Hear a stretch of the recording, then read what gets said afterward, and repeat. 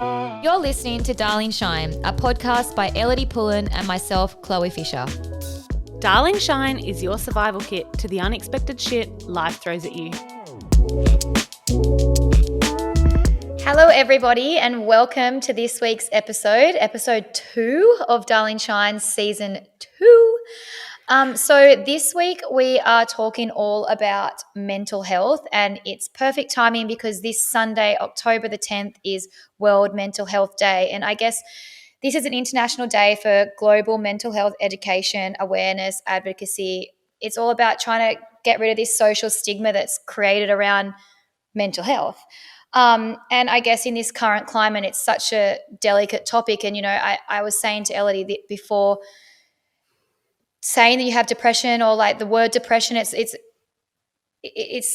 I don't know, I feel like people get really scared of that. And it's not that there's anything wrong with having depression, but I feel like through this climate that we're living in with COVID, every single person in some way or another has gone through the ringer. And that 100%. Is mental health, and it's all about taking care of your mental health. And I guess that's what this episode's all about. We have our first guest for this season, so we'll talk to him a little bit later on. But before we do, Ellidy just wants to have a few quick words. Yes, so this is a very loaded episode with Cooper Chapman. It's a really good one, but it's heavy hitting. So, of course, we'll need to disclaim that there will be some triggering topics, of course, around mental health, like suicide being mentioned. So if you are experiencing or thinking about suicide or experiencing any emotional distress, help is available, and you can contact Lifeline on 13 11 14. They are free and they are there to listen to you. If you don't feel like talking over the phone in Australia, you can actually text. You can text Lifeline on 0477 13 1114. A support team member will actually chat back to you over text. So I think that's really important because, I mean, at times like those, a lot of people obviously don't want to just talk on the phone. So, yeah, we hope everyone enjoys this episode. I learned the text line's only open from 12 p.m. till 2 a.m. also. It's not 24 hours, but the phone number's open for 24 hours. Yes, true. All right, let's get into it. So today we would like to welcome my little brother Cooper Chapman to our virtual studio, and we're going to talk about all things mental health. So for those who don't know Cooper and what he does, I'll give him a little intro. So in late 2019, we watched our younger sister lose 2 friends to suicide in one fortnight, and from there the Good Human Factory was born. The Good Human Factory is a mental health organisation with the aim to raise awareness through workshops, merch, gratitude cards, ambassadors, and various activations. His mission is to change the way we look at mental health and not see it as something to work on when we're struggling, but something to work on daily. Learning how to be kind to your mind is a skill we should all have. So without further ado, welcome, Cooper. Thank you for having me, girls. It's great to be on here. I'm very proud of how far you guys have come, but mostly I'm very proud of you guys that you're inspiring your audiences to make change and having those hard conversations. So congratulations on the first season, and it's great to be here now. Oh, thanks, bro. Thank you. Well, yeah, you're the podcast guru. You're the one that's done. You've done a few yourself. You helped us heaps at the start. You were giving us all the little tips from Coops. I do love my podcasting. So I know I just touched on it a little bit above, but Cooper, would you like to tell us a little bit about the Good Human Factory and what you do in your workshops? Yeah, for sure. I guess I'll give you a little bit of a backstory for all the listeners. The Good Human Factory, like you said, started when our little sister lost a couple friends within a fortnight to suicide. And growing up, I'll give a backstory as to why I started the Good Human Factory so it makes sense before we go into it. But growing up, we lost it, me and you, Chloe, obviously, lost an uncle when we were quite young to suicide. And then I watched, we both watched our dad go through bits and pieces of depression, addiction with alcohol. And for me, I was always very fearful of falling down that hereditary line of mental illness. And then through my high school years, I was very fortunate. I lived a great life. But I always had this little voice in the side of my head, like telling me when I was doing the wrong thing, telling me when I wasn't being a good human. And then, the catalyst was Sophia losing a couple friends to suicide. And I was like, far out. I've traveled the world as a professional surfer. I've been gifted the greatest life ever. I almost felt a bit of guilt that I've lived such a great life. And I've always felt like I've wanted to give back and make a positive impact on the world. And mental health wasn't something that I ever thought I'd be going to schools and talking to people about. It was just something that when I started going through a lot of surf losses in my events all around the world and going through some weird things with sponsorships and relationships, and I started to feel like I was potentially slipping down the poor end of the mental health spectrum, I started to take a bit of responsibility. And I was fearful of going home from America one time from a surf event after a few tough losses. I was like, I've either got to go home and see a psychologist, or I can start working on myself and understanding a bit more self-development. So I started reading a lot of books and having a pretty good understanding on how to unlock my brain and how to have a positive outlook on life. And that was before I thought anything of creating a business out of it. And then, Sophia lost a few friends, and I was like, maybe I can go and inspire some kids to make some positive changes in their life. And that's, where the Good Human Factory started. And fast forward 2 years, I've spoken to over 3,000, 2,500 students and over 500 adults around building the skills to maintain a healthy lifestyle. Because the more research I started to do and the better understanding I started to develop around mental health was, we tend to focus on mental health when we're struggling, and we'll talk about statistics a bit later, but 1 in 5 Australians each year will be suffer a mental illness, but over a lifetime, 45% of people will suffer some sort of mental illness. So it's something that's very common. And I started to be like, we look at it like 1 in 5 have a mental illness, but 5 in 5 of us have mental health. And a lot of people don't realize that. So I'm about going to schools and encouraging people to develop skills and work on things on a daily basis, so they can have well-being that's good all the time, not just when they're struggling. They go, oh, wait, what can I do to fix this? It's a common practice, good mental health. So that's what I do. So I run workshops at schools, at sporting clubs and corporate workshops as well. I run a 45-minute workshop focusing on what I've discovered now is that you get told quite a lot that you've got to find your purpose. And that was something I got told a lot. And I used to think my purpose was to do with my goals and achieving my goals. But the more I worked with my sports psychologist, the more I discovered that if I live true to my values, I can find purpose in every day of my life. So now I go and inspire and encourage people to uncover what values are important to them. So for me, my 5 that I talk about are empathy, kindness, gratitude, mindfulness, and responsibility. And if I'm living by those 5 values and doing different things on a daily and weekly basis to stick to those values, I feel purpose every day. So that's what I'm trying to encourage people through doing my workshops, to show them that you don't need to set goals and achieve goals to feel purpose. You need to develop values, and you can find purpose in every day of your life. I actually went to one of Cooper's workshops at my old high school. Before I went to school with Ellidy, I went to a school called Narrabeen Sports High. And Cooper did a session there before I came over to the States, and I was like, oh, okay, I'll go check one out. And it's actually so funny, like watching students, because you remember back one day when we were sitting there, we're like, oh, someone's going to come and speak to us about mental health. This is going to be so boring. And it was really funny for me to sit there and watch all the individual students like perk up, I think mainly because Cooper is like a young boy, that he's kind of like one of them. So it was actually really cool to see how engaged sorry, you're a young man. I'm 27 for all the Darling Shine listeners. For the chicks listening, and he's single.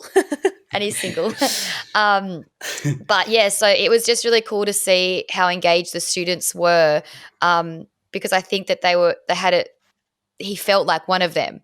And I guess he does, Cooper, in the sessions, and I think it's probably a little bit tricky to explain over the podcast, but he does this bucket, what do you call it? Like a bucket analogy. I can do my best to explain it.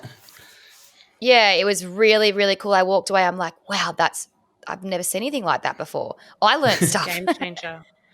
Do you want to tell us about it really quick if you can? Yeah, so the bucket metaphor, I actually was a guest on a podcast, and he told me, when we're at the cubicle, he's a FIFO worker, like fly in, fly out, tradie, and he's like, at the cubicle, the government has a sign that says, how are you emptying your bucket? And it clicked in my head. I was like, we shouldn't be emptying our bucket. That makes me think, fill your bucket up with hard things in your life, pour it out. And I was like, that's not a way to maintain mental health. So I was like, the way I do it is I have 5 small buckets and 1 big bucket on the table. And the 5 small buckets, I say to the kids, who's gone through a family member passing away and it was hard on their mental health? You'll see a lot of hands go up. I pour that. One of the kids comes up, they pour the water into the big bucket. Another kid comes up who's lost a pet, and then who's had an injury. All these different things that we all go through in life that we can all agree on are difficult and make our mental health have a negative effect on our mental health. There's things that we're all going to go through. It's unavoidable. obviously you guys on this podcast talk about so many difficult topics that affect mental health negatively. But what's important is how we empty our bucket. And the way that I describe it is you need to have holes in your bucket. So no matter when water pours in, it's not filling up. It's always leaking out. You want to be always pouring water out. So as I go through my workshop, we pour in 5 buckets. It fills up to the top of the bucket. But then I go through the 5 values. So the first value, I talk about kindness, and then I peel off a sticker. Water starts pouring out. The second value, I talk about empathy. I peel off another sticker. By the end of my workshop, the bucket's empty. And the bucket's a metaphor. With a full bucket, you have poor mental health. When you have an empty bucket, you have good mental health. So I encourage people to start to ask themselves the question, what holes do I have in my bucket? And if I don't have many holes, maybe I'll start to either implement some of the ones that Cooper's talking to me about today, or take responsibility. And that's one of my main pillars, is responsibility, and start to try and develop the skills so I can always be empty in my bucket. That is so cool and such a good analogy. I guess obviously we'd all love to have that empty bucket, but life just happens and it fills up. So we need those holes to create like a release here and there, because there's always got to be that balance. Definitely. I just love your ability, as you said at the start, to like almost look at yourself from the outside in and determine when you may be on like a slippery slope. Can you talk to us about acknowledging when we're on that slippery slope and when to maybe get help? Like when that moment might be to just, I need to call a friend. Or I know you said that it was more so you looking at your sister and your family and others going through mental health that kind of got you wanting to become more of a mentor. But just in terms of if someone's kind of in that, like, I guess there's kind of no levels, but if they're in a spot where they're like, fuck, I don't know if I'm at a turning point where I really need help right now, or how am I going to manage this part? Empty my bucket a bit more. Yeah, how can I empty my bucket right now? Definitely. Great question. I think the question regarding when should you call a friend if you're struggling, if you're even thinking, should I call a friend, call them anyway. Like, that's what friends are there for, to have a chat to. But when it comes to the self-awareness of knowing where you are on the spectrum, I like to call it, good mental health is one end of the spectrum, mental illness is the other end. We're all on that spectrum somewhere. And we should, I look at it like a treadmill. Life's a treadmill. It's always dragging you back to mental illness, but you have to learn to walk against the treadmill. So what I've kind of discovered through my own self-awareness is that not enough people sit still with their thoughts and meditate, or actually just be mindful and check in with themselves, usually until they're really far down that spectrum. So my biggest tip for anyone, and I'm sure we'll talk about it as we go through this podcast, is to learn to meditate, learn to sit with your thoughts and check in with yourself. I mean, I do it daily, and I think it's super important. All the data and science behind meditation is unbelievable. But even if it's just once a week, sitting down for 10 minutes with a diary and saying, like, how am I feeling? Not many people do that. And that's when you can start making the dedicated actions to either feeling better or knowing that you're feeling good. So yeah, my biggest tip is to sit still with your thoughts and check in with yourself. And if you're not feeling good, make some actions about it. And if you don't feel, that's why the Good Human Factory started. I personally found it very hard to ask for help. And there's not many, like, working in the mental health industry, it's kind of weird saying that, but that's why I developed all these skills, because I still find it hard to ask for help. But because I've got these skills, I know my bucket's never going to fill up, because I'm constantly emptying it, because I have all these different skills that I do on a weekly and daily basis. I was actually thinking this morning before we did this episode, because I was like thinking, what are some ways that I kind of stay on top of my mental health? And I'm thinking, far out, it's really actually hard to think of what you actually do. I don't know. I don't feel like I'm actively ever doing anything specific. I mean, I for sure have suffered from really bad anxiety through school. I mean, I definitely go through my ups and downs for sure. I mean, the last 2 years in my life has probably been the most insane roller coaster ride I have been on. But like Cooper just said, when I was thinking about this earlier, I was like, what do I do? And I'm like, the only real thing that I can say really helps me is meditation. But like I don't actively do it enough. I actually did a course at our local yoga studio maybe 6 months ago, like, of meditation, and I didn't finish the whole course, but it was actually funny because they said basically there's an app called Insight Timer. Do you use that, Cooper? Have you heard of it? So there's an app called No. Insight Timer, and that's basically the meditation app that I use, and it's got like heaps. There's like a yoga nidra for sleep, and I swear, I kid you not, I can listen to that same one every single night before I go to bed. It's like 22 minutes, and I'm 100% sound asleep by the end of it. But then basically in this app, there's a timer, and it's like a meditation timer. So basically you can actually set it for like 10 minutes, but then if you want it to ring like a bell at 5 minutes or a bell every minute, it can kind of just like do that. But you can have it as a silent meditation, or you can have like really beautiful meditation music in the background. But basically when I did this meditation course, they're like, just do 10 minutes a day. And every time we'd go back to a week later or a couple of days later to finish the course, they're like, so who's done it every day? And I'm thinking to myself, how can I not find 10 minutes of my day to sit and meditate? That blows my mind. Like, it does. I still don't do it every single day. I only do it when my bucket's full, basically. And I just can't get through my mind how we cannot find 5 minutes a day to sit and meditate. I can't. I'm laughing because do you remember when Fish hooked us up with that WhatsApp group, and it was like a meditation group, and me and Renee were like, oh yeah, let's get on it for sure. We're so keen. And every day Fish would be like, all right, you guys done your thing today? And we'd fully reply, me and Renee, and be like, fuck yeah, it was so good. And someone else, there was like 12 people in each group, and someone else in the group would be like, yeah, and like the part where the elephant noise came in or something, and me and Renee obviously never fucking did it. And we were like, yeah, the elephant noise, that really got my brain. I felt so calm and rah. I'm so annoyed at that self of mine for like just taking the piss and I literally lied. I was like, yeah, I'm going to start that. I'm going to start that group up again because I still have that on my phone. Cooper, you did. It's actually really good. No. Ellidy, I'm going to be held accountable. Yeah, it's you guys crazy it's so crazy that you brought that up, because I don't know if you guys would have seen it because you guys follow. You probably don't even know what it is. But so I had that exact same thought when I was meditating, it's like 70 days ago now. And I'll tell you why I know that. I was like, I'm a mental health, not expert, but a mental health advocate. I preach meditation, same as you guys. I was like, but I'm not doing it every day. I need the accountability. And I worked out, I've done some accountability groups before, and it's like you're 95% more likely to stick to something if you have an accountability group. So I was like, with the Good Human Factory, there's a lot of people that support the Good Human Factory, but I hadn't built a community. And I was like, all right, I'm going to start.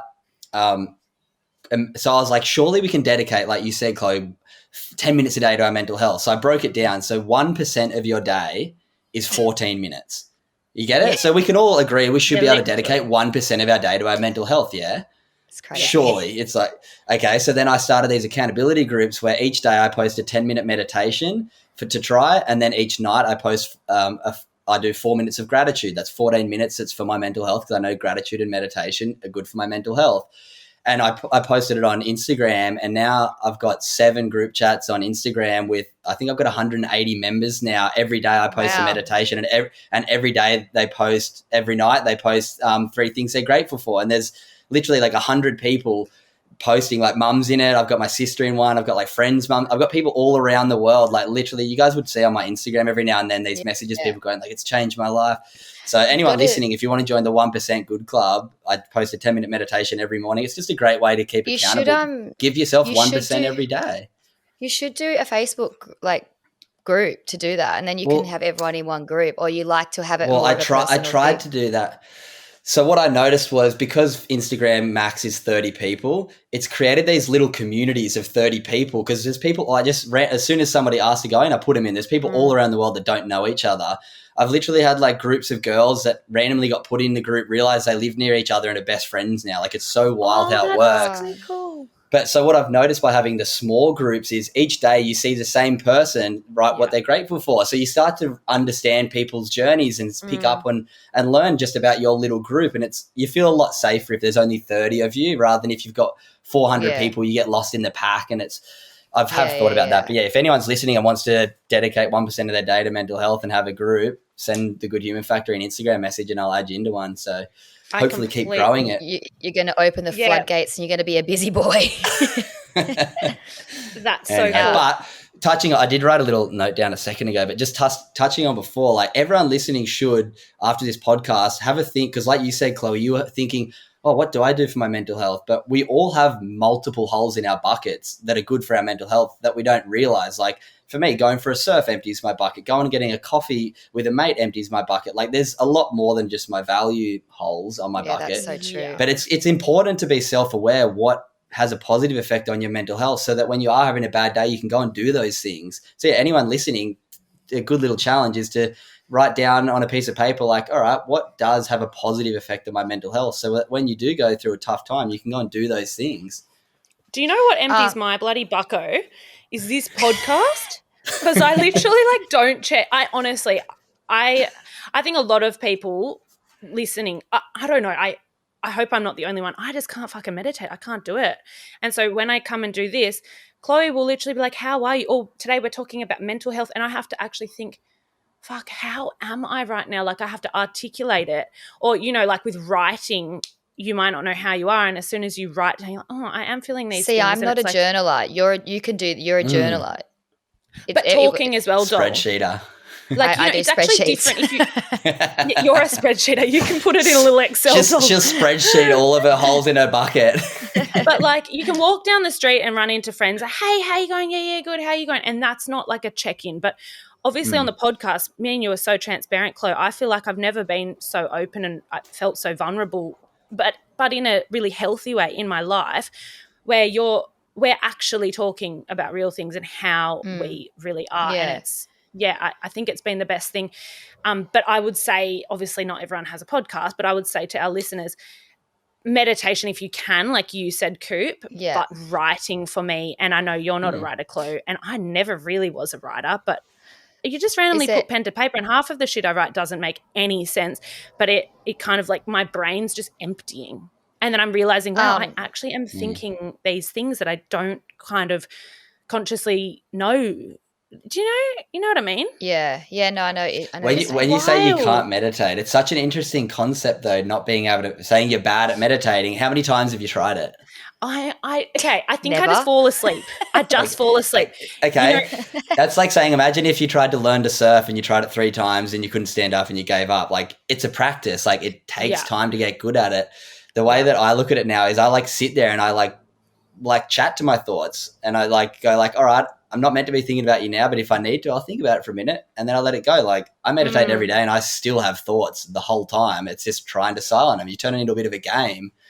And then those moments where you get that separation from reactive thought and attaching to it, they're the like special moments in meditation, but it takes time. Like it takes dedication. And if you give up too early, of course it's not going to help. I feel like, I don't know, sorry, Chloe, I don't know if meditation is such like a buzzword and like I feel like a failure because I don't just sit there and look at like, you know, the ocean in the morning or a blank wall and just like switch off completely. Like I think sometimes if I'm driving and I'm like, how did I even get here? Maybe I was meditating that whole time. Or sometimes I'm walking, like was I don't know. And sometimes I'm walking on the beach. That's and I'm called just, daydreaming. Yeah, well that makes me feel good. And then sometimes I'm joking. That's called being in fairyland, which I always, but sometimes I'm walking along the beach and I just like, I'll literally put my phone away. It's not even a thing, or I'll turn anything off that I'm listening to and I'll just look at the sunrise or the waves and I'll just focus on that. And I'm like, is this my Ellidy kind of meditation? Is this like right or wrong? I don't know. Meditation to me is just stillness and mindfulness, being present. Meditation's about trying to not be influenced by the past or the future, just trying to be present in the moment you're at, sitting still with your thoughts. And when you start thinking about the present and the future, going like, no, right now I've dedicated 10, 20 minutes to right now. I don't need to be anywhere. I just need to try and slow down because we're all moving so fast and the world is the pace of our life. Like literally our phones and internet are literally getting faster and our bodies have been like, you know, many humans have been around for XYZ time and only in the last 50 or the last 10 years, think about how much more our brain has had to start processing. Like think about your brain like a computer and it's like, all right, we just put 1,000 terabytes of new data from information. We've got to learn to process it. And that's what sitting still with your thoughts can help do. It's funny because I think a lot of people, I am definitely one of those people that thought you had to just sit there and be like, for 15 minutes and like say that same mantra in your head. Okay. There's lots of meditation. What I do in my group, in the 1% group, I literally go on YouTube, I type in guided 10-minute meditation, and there's thousands of them. I send a different one every day, and every day people go, oh, that was my favorite one. And like, you just listen to different people, find one that works for you and keep doing that one. Like, you just got to keep trying. Stunning. So I wanted to ask as well, Cooper, I know that obviously the world's pretty crazy at the moment and there's so much going on and a lot of people, want to help their friends. How do you, if you see a friend that you think needs help, how do you approach them without feel like they're getting like victimized or without them feeling, backing off going like, no, I'm okay. Like, is there a way that you can help? Like, is there a way, or do you just kind of, how do you start the conversation? It's obviously a very difficult one, and that's kind of where the stigma around mental health comes, because it's hard to have hard conversations. But my biggest bit of advice is just let them know that you care for them and you support them. And for me, it's all about focusing on listening and giving them space to talk. So often as humans, especially men, we want to try and fix things. Somebody comes with us to a problem with us, and you have to gather perspective on where they're at and be empathetic towards your friend's situation. Yes. And one of the biggest ones is checking in with them, but actually showing up for them. And earlier in your podcast, you spoke about it, Ellidy, saying it's all good when somebody says this, but then don't show up, like don't actually come and check in. And that's what it's about. If you have a friend that's struggling, like go out of your way to try and do something to show them that you care. Don't just go, oh, I wonder, because it's not going to do much. But the biggest one, checking in because it's ticking your box.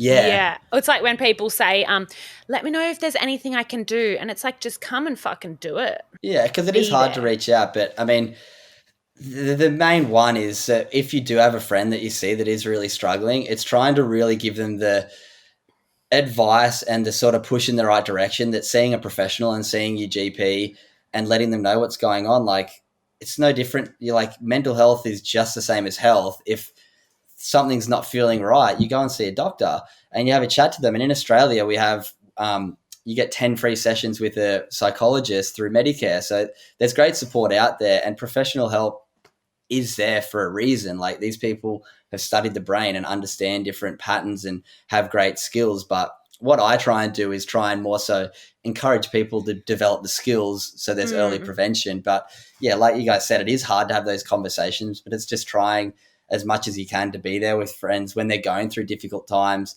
empathize with them. But like you touched on, Ellidy, it's like, show up, go and rock up and take them a coffee unexpected. That's when you start going like, oh, that person really cares about me.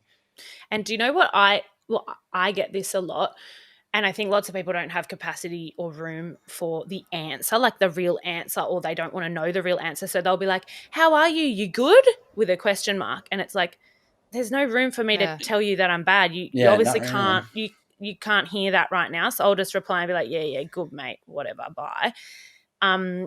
But yeah, I think it's because it's awkward and it's hard, and people, I mean, lots of people aren't empathetic or emotionally available to that, but this is just such an important conversation so people can start to maybe, really assess their friends and be like, oh, they are, like, I feel like there is a bit going on in their head right now, or what kind of questions can I ask?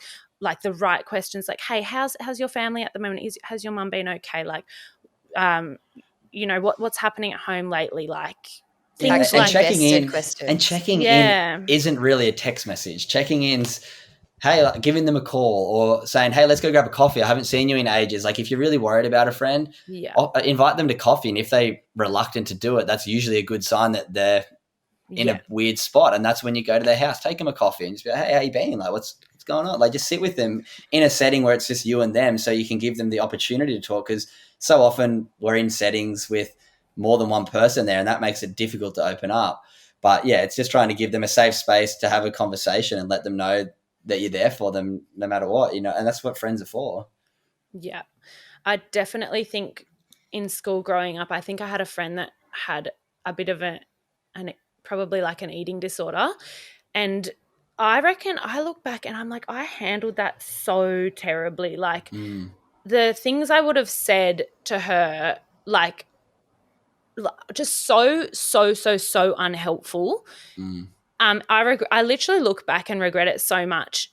There's just I think it's just that though, because you look back when you're in high school and you look at the way that you handle situations and the lack of skills that we have to like really, I don't know, like I feel like looking into this now and like looking at children in school, it's like, you know, if someone has a mental illness or if someone suffers from depression, you're like, oh, that person, you know, it's like, whereas now, There's and stigma that's what to I it. think, that's why I think, and like with the eating disorder thing, it's like people are always seen as like a different person. Like they're like, well, they're not one of us because they suffer from this. But we really, really, really in high school lack the skills to be able to help each other, I think anyway, because we're just so like caught up in like school and partying and, you know, going through puberty and all this sort of stuff that we really do.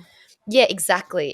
So I think that you going to these schools, Cooper, and having these talks with these students, it's helping them so much. And I think it would have been so valuable when we're at school. Like it should almost be a compulsory subject. Like, you know, you used to have Healthy Harold used to come in the bus and he was the giraffe and like he talked about eating and healthy eating and all this, like that happened every single year, and the school had like it was a compulsory element in the curriculum. I do feel like these talks that you do, Cooper, and whether it's through you or through anyone else, it should be a compulsory subject almost. And it doesn't have to be every week. I mean, it'd be amazing if it was every week, but once or twice a year or a quarter, they should have these talks.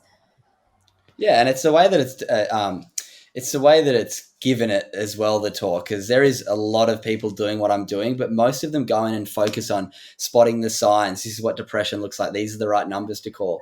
Super important, but they're really important for the 1 in 5 that are in that category that are suffering a mental illness. But the 4 in 5 who don't have, who aren't struggling or who are on the verge of struggling, that don't have the skills to get them out of that. That's what I'm trying to do. I'm trying to be more of a preventative thing. Like I'm not a professional. I'm not trained in psychology. I'm just trying to, I've done a lot of research in my own ways, and I've got my mental health first aid course. I've done a science of wellbeing course. I do have a bit of education behind me, and I've read probably 50 self-development books and have a very good understanding of how I work.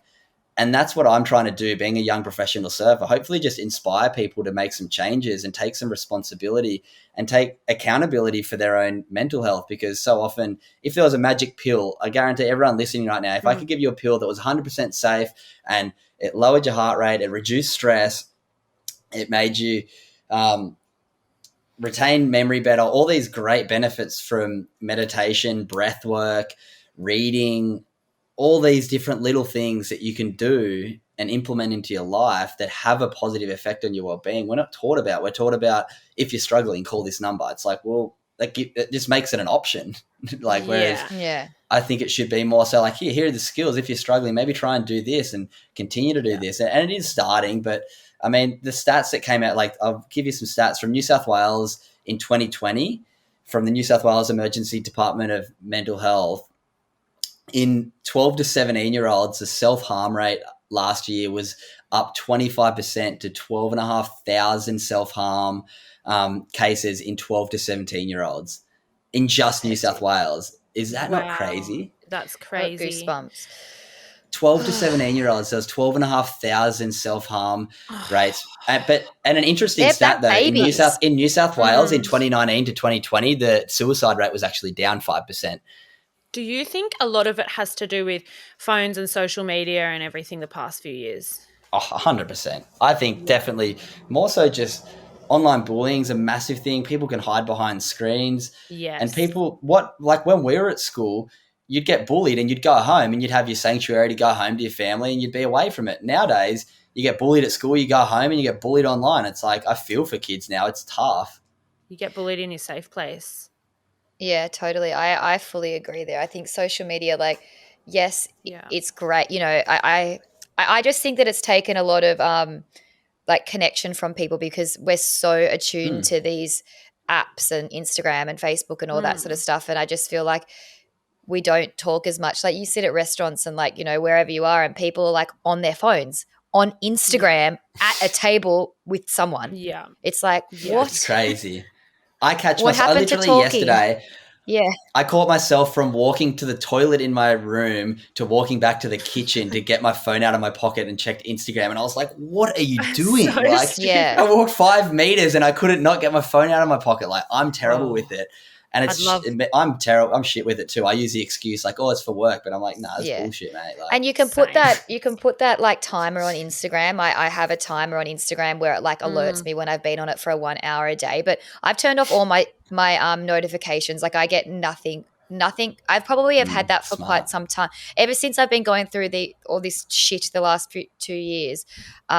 I don't get any message notifications on Instagram. I get no like notifications. I get nothing. The only way that I'll get notified about something is if I actually physically open the app. And it's just good. I like that. I get my text messages, my SMS, and my phone calls, but that's it. It kind of just keeps it away. You're not constantly. You don't kind of like see it pop up, and it's like, oh, you know, you don't need to pick up your phone as soon as you see that you've got a message come through. I mean, I don't know. I'd say you actually are really mindful, Chloe, of putting your phone down. And sometimes, like, we'll go for a walk on the beach, and you'll be like, "Let's leave our phones here and go for a walk on the," like, you know. Yeah, like I try my hardest. I think, like, I know that I've definitely had some times, like, recently where I'm on it 24/7. I'm like, this is so shit. It is like, I don't. Yeah, but at least we like, acknowledge it and know that and can say this. What you're saying right now is so important. Yeah. And then, so Cooper, I know that we touched on meditation is like, and journaling and stuff. They're like the biggest points that we kind of all agree help us with our mental health. Like, so many people have been in lockdown for so long, and like, you know, are there any other ways that you can rattle off that, in addition to journaling and in addition to meditation, that can help empty your bucket or empty their bucket? I mean, something that I've really got into recently, and Chloe sent me a photo for everyone listening yesterday of her dressing table for some reason when she was hungover, and it had the Wim Hof book, and I've been reading Wim Hof's book as well. So breath work is like changing my life every single day. Breath work and cold exposure. The amount of science and data behind, if anyone hasn't heard of him, Wim Hof, WIMHOF, he's created a technique of breathing which over-oxygenates your body, and pretty much all diseases come from inflammation, and inflammation comes from your body being acidic. So this breathing technique and cold immersion is a great way to learn how to deal with stress, to put yourself in an uncomfortable situation so that when in real life an uncomfortable situation comes up, you can deal with it. So, I mean, I won't go super into it, but definitely something to check out is the Wim Hof technique, breathing.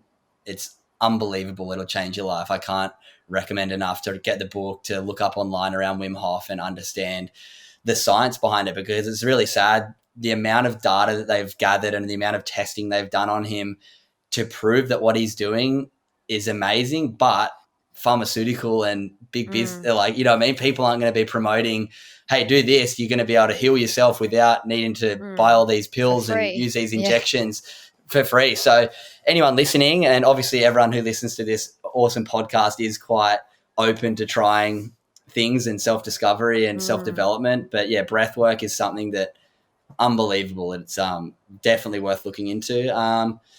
What else? And what goes with that is cold showers. Like every morning now, I wake up, I brush my teeth, and I get straight into it.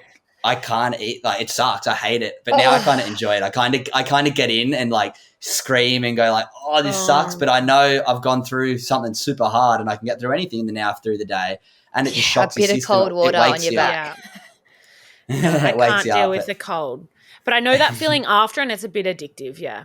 Oh, see, ice baths. But so yeah, that's a big one. Meditation obviously is a huge one for me. Reading, something that I really try and do a lot. It's a great way to be mindful and switch off from technology. And kindness, that's my big one. Gratitude and kindness. They're like, it's so easy to send a friend a message that it's just like, sit there and think one day, like, who's done something for me that I haven't thanked them properly for? Send them a message. It'll make you feel great, but it'll make them feel amazing too. It's like two birds with one stone. Yet we don't do that often. I've been really trying to practice 3 things every day that went well for me that I'm grateful for. And it's just a great way to shift your mindset. And I know so many people are in lockdown. Like, I'm in lockdown right now, but if you can find 3 little things, it could be like you sneezed and it felt really good today. Like you can find anything, but it's more so the mindset shift. Wow, I love this, bro. Honestly, he's single, girls. Don't forget.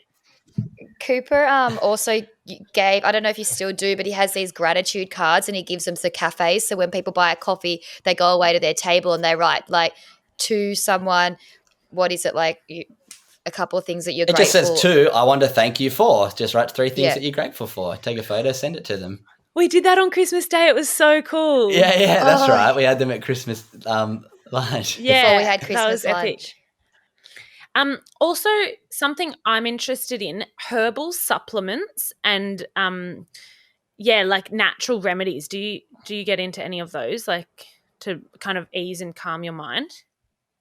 To be honest, I've like tried lots of things like Life Cycle, my friend's brand, which is mushroom tinctures, are really helped me a lot with sleep. The reishi drops are amazing. Yeah. And calming my mind, and the lion's mane mushroom drops are really good for focus and setting your mind. But I've never been a huge right now I've been taking spirulina tablets, like 5 spirulina tablets morning and night, just because my diet's pretty average and it makes me feel like I'm getting my green intake if I just take 5 little green tablets every day. I might get on but to yeah, that. I'm not a good person really to ask about nutrition and supplements, because I think we can do most of it through breathing, through like seriously read the Wim Hof book and you'll be like, all right, I don't need any supplements. I don't need any medication anymore. Like the amount of people who have been healed from debilitating diseases because of this breathing and mindset and cold immersion is crazy. Yeah. I've literally been carrying that book on my travels for nearly a year now, and I think I've read 1 page. Well, I've brought 2 books away. It was like that Good Vibes, Good Life. I love that book that I'm reading at the moment, but I keep on going, which book am I going to read today? Which book? And I'm like, oh, Wim Hof, too hard basket, fonts too small. Let's go with them with the pictures. But I'm nearly finished my other ones. Big font. I'm nearly finished the other one. A small book with a big font. Thank you. Yes. So I'm going to start the Wim Hof one next week. But I've watched a few of his. He did it one on Ellidy. Did he do an episode with Gwyneth Paltrow on Goop on Netflix? And there's one on Wim Hof. Yeah. There's like a 20-minute episode on, if you Google it, I don't know. So I watched that and it's so interesting. Like I know a lot of people that use his breathwork techniques and they say it changes their life. I like I said, I haven't done it myself. I have done a few times, but not actively. So I've been recently a friend of mine, and this is something in that 1% Good Club. I want to offer all the members some self-development things for free once a month. So I think we had like 50 people join in. I did a free Zoom with one of my friends who's a breathwork coach, and it goes for 45 minutes. It's crazy. Like normally every morning I'll do 20 minutes, but when you go past like 20 to 40, it's serious. It like literally releases like DMT in your brain once you start getting more into it and learning how to control, like learning how to get really deep into it. And you can hold, like I can hold my breath for like 3 minutes on an empty, like breathe out and then hold my breath for 3 minutes, because this way of breathing is kind of hyperventilating and over oxygenating your body, but then it's repumping like really good oxygenated blood through your body, which fights disease, helps reduce stress because it helps reduce inflammation. And is that those happy hormones as well, the DMT? Yeah, like serotonin, all these things. It's just, I actually did a course. I did a class once, maybe like a couple of years ago in LA, and it was like pretty much like a guided version of that. And I swear, I kid you not, I remember we were laying down there like, you might have these like crazy experiences. Start laughing, and start crying. My hair, like people were bawling their eyes out around me. My hands like completely locked up. Like I was literally like, they were completely locked together, my fingers, and I was like stuck to the ground. I remember trying to like, because you're like literally going like for so long, like for maybe 10 minutes, you're like you said, you're hyperventilating, but your body goes into this like crazy like experience that you're like, wow, this is all happening just from this breathing technique. And you feel amazing after. Real briefly, the technique is like 30 to 40 deep breaths, like filling your stomach up, your chest up, and then letting it out. You do 40 breaths, and then on the 40th one, you breathe out and you hold your breath. And you go like, in my one I do every day now, I go like a minute my first round, a minute and a half the second round, 2 minutes the third round, and 2.5 minutes breath hold the fourth round. And like you blow yourself away how long you can hold your breath for. Like think about how long 2.5 minutes is to be able to hold your breath on an empty lung with no oxygen. It's crazy. Maybe, but yeah, look maybe into we it. We'll can. stop talking about it. Maybe one day Get we Wim can. Hof on. Yeah, Wim Hof, if you're listening, holla. Yeah, maybe we'll do like a bit of a next time if we get you on, Coops, like We'll a bit of we'll get a a guided breathwork meditation person. and a breathing work, breath work. Yeah, for sure. That'd be cool. Well, Chloe, I was thinking we should, but Coops. Where's this going? Oh dear. Well, I love when she was does thinking, this. Well, I'm just going to go rogue and have a thought out loud. Okay, So go. All ears. Darling. Darlings, listen. Darlings, shine. No, look, Coops travels around Australia when COVID's not being a little fuck, and delivers, his wisdom to young school kids, stuff that I wish, like as I said, did not have the skill set to deal with my friend that was having her own mental health episodes. When I was going through school, I wish I had a Cooper that came to my school and gave us these strategies. So, Coops, we love what you do. You go to schools, you spread the awareness. You've already spoken to so many kids and helped them, but you are going to continue to do that. So I was thinking, Chloe, we should donate a portion of our earnings from this episode and also maybe set up a GoFundMe page for others to maybe donate to the Good Human Factory so that Cooper can continue to go and spread his wisdom. Oh, you guys are too nice. I appreciate that. But yeah, one of the big things I do run into is schools say they have lack of funding for my services. It ends up being about $10 a student. And unfortunately, a lot of schools can't accommodate that. So yeah, every $10 raised, I'll go and put on some workshops on behalf of Darling Shine and your beautiful audience, hopefully around a few places in Australia. But yeah, I appreciate the kindness and generosity.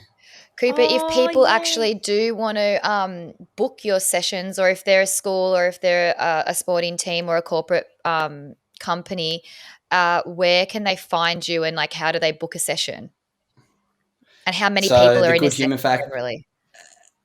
So I cater for everything. So I cater for school. I've done school groups up to 500 in a hall. I've done school groups with 10 kids in it. I've done corporates with a group of 100 online. I can cater for basically any group. But the best way to find it is just thegoodhumanfactory.com. On the workshops page, there's a lot of testimonials, data, feedback, and a booking form to request a bit more information. And then, on the website, there's a whole bunch of stuff. I do merch as well. I've got like little Be Kind to Your Mind shirts, which have been really cool. And that's kind of the best way if you're not in a position to book a workshop or something. If you want to support, the website, I do have some really cool merch. There's some photos of me and Chloe modeling it on there, which is pretty funny. But I'm just trying to give people an easy way to promote mental health. So like a lot of my shirts say like, be kind to your mind. It's so simple. It's just those little simple reminders that we need sometimes, and the person that you're walking past in the street might need when you're wearing one of my shirts. And it's funny seeing them in the wild. I remember when I was with Chloe and we were driving home from getting coffee at Burleigh with my mum a couple months ago, and she's like, "Is that one of your shirts?" And I was like, "Oh, one in the wild." So if you want to get one of my shirts, it's a great way to support. But I definitely appreciate any support, because I do want to be doing these workshops, because like you'll see on the website, the testimonials kind of speak for themselves that they're having good impact. So it's just trying to spread the program as far as I can. But I'm not going to be home until January. I'm going overseas. Well, when this episode's out, I'm going to be in America with Chloe probably, and in Europe surfing, doing some surf events. But hopefully the country opens back up, and come January, I'm booked to the rafters and doing these workshops, because, that's what I'm super passionate about, because, I don't really want any more kids to be taking their life, or anyone in general to be taking their life, or just people to be living in a dark haze of no escape. If they can start to develop the skills to, live an enriched life, that's what we all should be striving towards. Heartbreaking. Yeah, you're the best, Coops. We'll absolutely add all that info to the show notes. Yeah, thank you so much. I think a lot of the chicks will want to know about your dating life too. So can you, Coops doll, can you just elaborate on that? Because I'm dating my job. No, I've had my God, I was about to say, I thought he was about to say I'm dating someone. I'm like, what? No. I just thought you were going to say a girl's name. I'm like, excuse me, who? How do I not know So about this that? is what I have to deal with, everybody listening. I've got 3 sisters, and Ellidy. anytime I bring and poor Ellidy, thing. anytime I bring and Fisher to deal with, Yeah.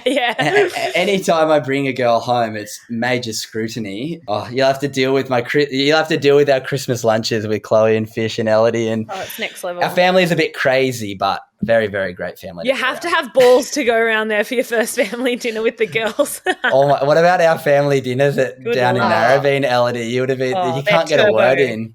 And then it's just argument after argument, and then Fisher feeding the fire with my mum and her. It's always somebody's getting ganged up on. That's why I feel like Fisher, Alison, and Chloe. You cannot get a word in. Everyone's yelling at each other. There's food fights. Fucking gnarly. But yelling in a good way. It's just like it's like the debate. It's like the great debate every dinner. But I wouldn't change it for the world. And I find it crazy looking back that families don't sit around the dinner table every night. Like I'd go to a friend's house when I was a kid and they didn't have to sit around the dinner table, and I was like, yeah, this is epic. And now as an adult, I look at it and I'm like, that was some of the best moments of my life, was sitting around that dinner table and having conversations. I mean, look back to the start of our conversation. The Good Human Factory started from Sophia being open enough to talk to us about her friends losing their life at our dinner table. So anyone listening, if you don't sit around the dinner table every night, it's a great way to have conversations, switch off from the phone, and appreciate your food. Paul and I still eat at a dinner table, just the two of us, whenever we make dinner. It's like sit down, the placemats come out, the knives and forks, we sit down. But yeah, I think that's like enough to wrap up this episode. It was, I learned stuff. I'm going to go away from this and I'm going to try and meditate. I'm going to go with like once every second day, and then I'll work up to and I want to start journaling again. I actually really want to do that before you go to bed. Write down 3 things that you were grateful for that day, because I actually did. Yeah. I had another session with the psychic the other day, and she's like, you have to do this. Like you have to go to bed with a grateful mind. So it's so often with gratitude. So often with gratitude, people think, I'll do gratitude today, and they go, I'm grateful for the ocean, I'm grateful for my family, I'm grateful for food. And it's like you're pretty pigeonholed for tomorrow now. So that's why it's important to just think about your day. Think about what went well in your day. Like I said, it can be simple. It can be, I had a great coffee this morning. Somebody smiled at me when I walked past. It's just the mindset shift, like your psychic said. Living in a gratitude mindset, it just makes you appreciate what you do have and not focus on what you don't have. And what we got told every day as a kid was appreciation, not expectation. And I look back, and when I was a kid, I used to just think it was because Dad was a scab and didn't want to give us $5 for a Magnum and would give us $1 for an icy pole. But it tells us, appreciate the icy pole. You're not getting a Magnum. But now I look back, and he was just pushing on us gratitude in his own way. Totally. Yeah. Appreciate the little things. And maybe that's what our listeners can try and get out of today, is maybe leave saying, maybe I'll try meditating each day, or some breath work each morning, or journaling. Or even just check in and say, where am I at? And I also think as well, like a key taking would be like, you don't need to be fixed. It's not something that needs to be fixed. It's just something that needs to be worked on. Yeah, exactly. It's something that is just like something that you need to do daily to work on for yourself. But it's not something that doesn't exist to fix you as a whole and to not, feel these things, because no matter even if you're the most happiest, healthiest, fittest human in the world, you're still going to have thoughts that you don't want. So I think that a good metaphor is, imagine your mind's like a garden. If you don't do your gardening every now and then, you're going to get weeds, you're going to overgrow, and it's going to be a shit show up there.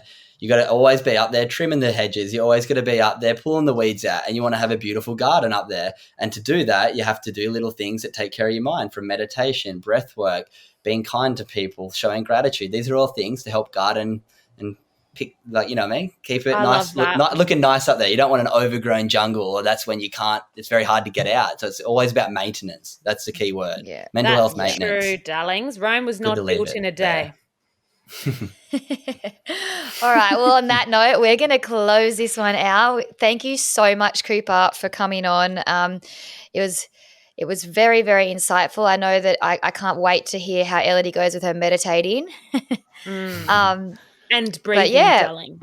No, it's beautiful to come on. I'm very grateful to be able to share a few insights and hopefully inspire some of the listeners to maybe change their perception when it comes to mental health. And yeah, I'm looking forward to having both of you guys on my podcast one day. Thank you so much. And guys, if you have any spare change, please donate it to the GoFundMe page. We're going to put the link in the show notes, but also in our Instagram bio as well, to the Good Human Factory GoFundMe page. Woohoo! Thanks, Thank you, guys. darlings. Thank you, guys.